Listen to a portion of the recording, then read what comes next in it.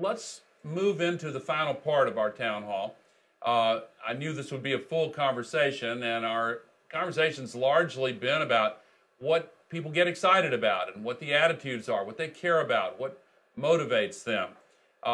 Take a look at this short clip from a famous speech by one of my personal heroes, President John F. Kennedy. But why, some say, the moon? Why choose this as our goal? And they may well ask, why climb the highest mountain? We choose to go to the moon. We choose to go to the moon.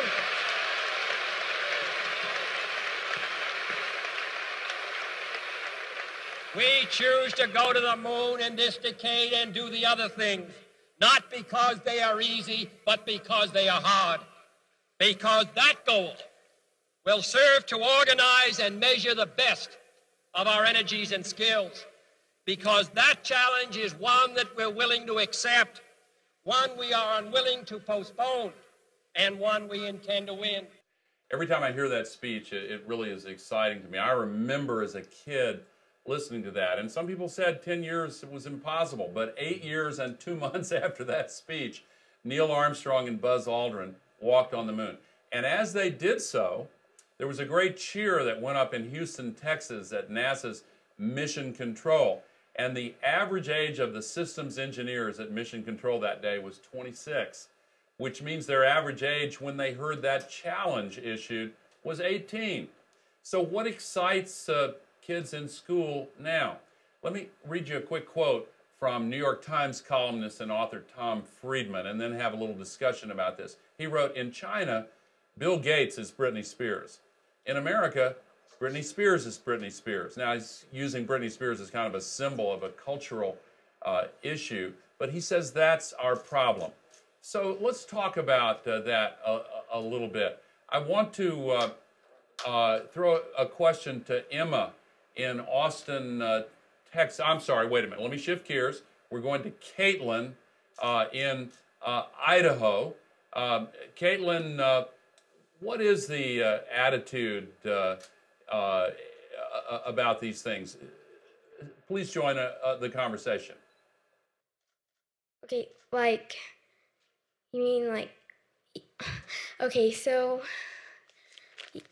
yeah, in our school, famous people are like everybody's idols, and yeah, so yeah, Britney Spears is I guess popular in our school, and instead of like Bill Gates, they're not talking about Bill Gates, they're talking about Britney Spears. Mm. And you see much more about characters like that in the news and on television all the time. Let me go to Tim, who is a 9th grader in Australia. And let me ask you, Tim, what do you think it is that contributes to kids putting more emphasis and value on pop stars or sports stars than they do on success in academics? What leads to that? And is there something that the adults in your life could be doing differently? We have two different awards. One of them is the Sportsman of the Week award, and one of them is the Writer of the Week. Each given out weekly. Sportsman of the Week gets a shiny little medallion and gets sent up on assembly and clapped, while the Writer of the Week just gets given a certificate and maybe if they're lucky get to go up on assembly. We also have our sports award days. We have 2 of those a year. Those just whoever can swim fast, run fast, or whatever will get an award. While for academic achievement, we only have our speech day at the end of the year, and even that is shared with the sports awards. It just there's a lot of emphasis placed on sports for. I can't hear him.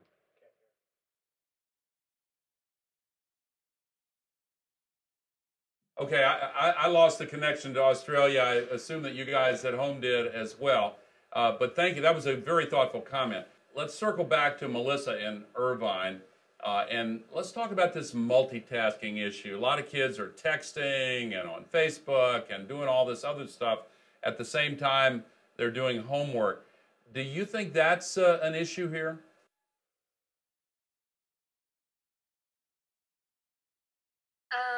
Actually, for me, I've grown so dependent on MSN and AIM that I now have to have like Facebook or some other chatting module open so I can do homework and chat with my friends. Otherwise, I can't focus on my homework and I'll end up lost in the realms of YouTube. So what I do is I do this like reward system. I'll do a math problem and then I'll chat with my friend, or I'll read a page in my history book and then I'll chat with my friend. And that way I can talk and also do my homework. Wow, that's really different from when I was a kid. That sounds like it's pretty challenging. Do you think it interferes with your schoolwork? It sounds like it would, but maybe you figured out a way to do it all. Do you think it has an effect on your schoolwork?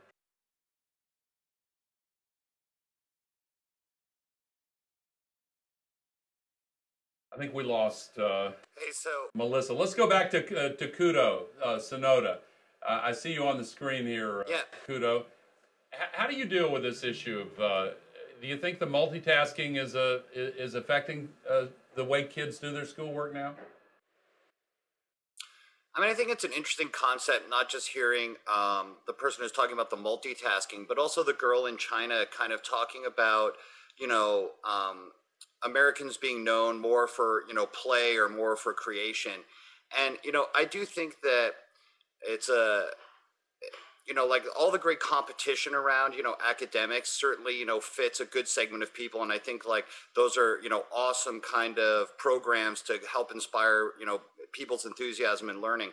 But I do think also whether it's the multitasking or whether it's, people's general sense of play and things that they enjoy, that there are some people that, more like the freedom of play versus competition, or the freedom to be able to multitask as they're learning.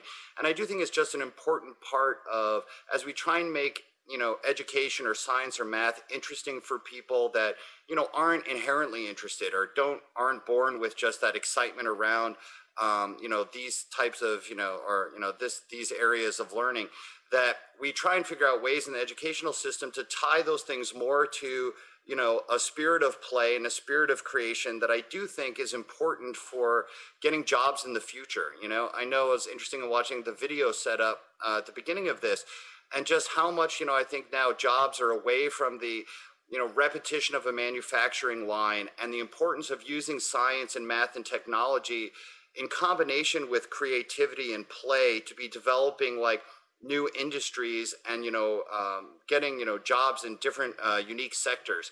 And I do think that's just a more interesting way of looking at things, as well as how in the education system we can tie things that kids already like to do, whether it's multitasking or playing, into things that will get them excited about learning science and math and other kind of technology areas.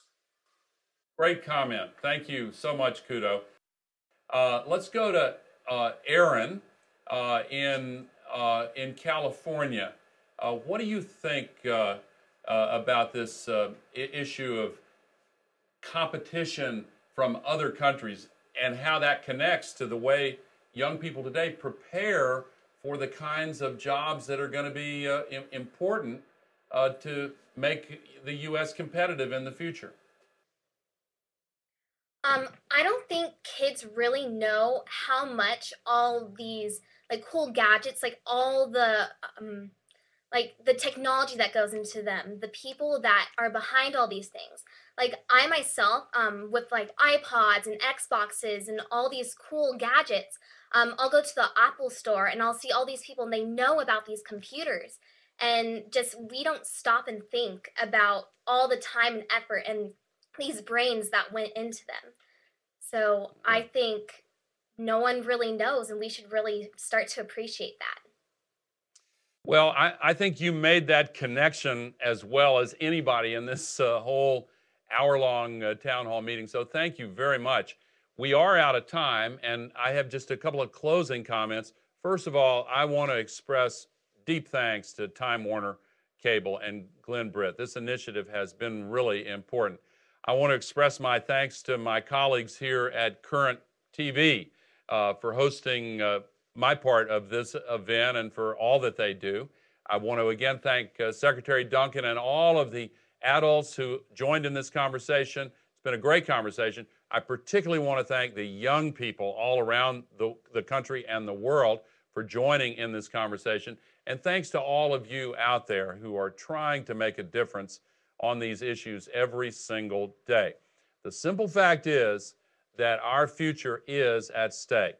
America's ability to continue leading the world economically, intellectually, culturally, ability to solve environmental problems, create jobs, innovate, all of that depends on us turning this situation around with math and science education. So we need to help spark the interest of young people in math and science and give them the opportunities to excel in these subjects, have the teachers and coursework available, encourage the determination and hard work that they're going to need to succeed and prepare themselves for the opportunities of their own futures. Now, I know that in many of the Time Warner cable markets across the country, there are groups of citizens gathered to continue this discussion offline and to talk about local solutions to this national and global challenge. I look forward to hearing the results of those discussions you're about to have, and I hope that people everywhere will find a way to continue the conversation that we started here today, because all of us have a part to play in this effort. So in conclusion, again, to Time Warner Cable and everybody who made this possible, thank you very much.